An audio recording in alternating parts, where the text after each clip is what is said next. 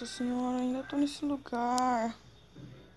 O que tá acontecendo, meu Deus? Eu ainda tô nesse lugar. Por que aconteceu isso? A gente tá aqui dentro dessa casa aqui.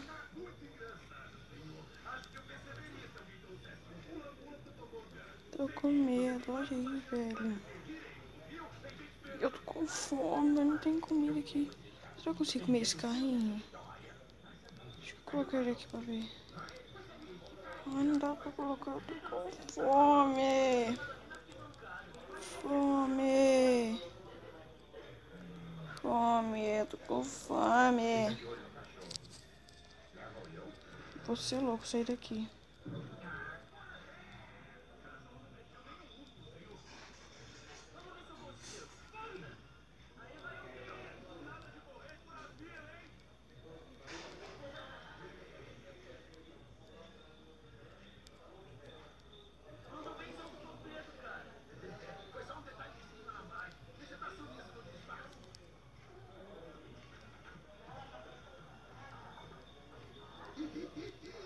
Ah, vou sair daqui.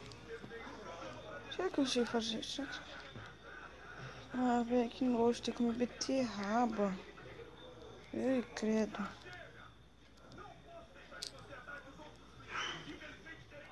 Eu vou plantar de novo. Gente, tá chovendo. Ai, ai, ai, corre lá, corre. Corre lá pra dentro da casa, não, corre. Corre.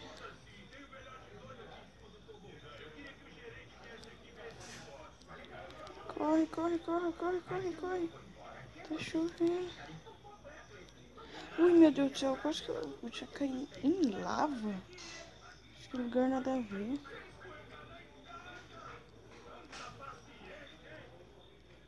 Entra aqui, entra aqui. Ah, um zumbi. Ai, meu Deus. Eu não consigo correr.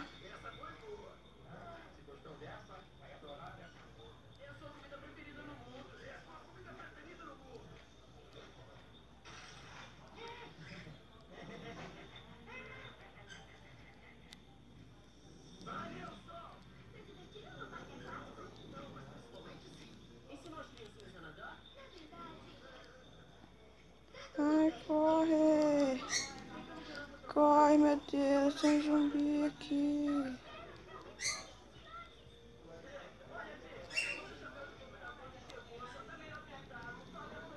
Tem outro zumbi ali, meu Deus do céu. Tem outro zumbi ali, meu Deus. E agora? O que eu faço? Em vez de passar aqui, gelar naquela lava. Ah, velho. Morri.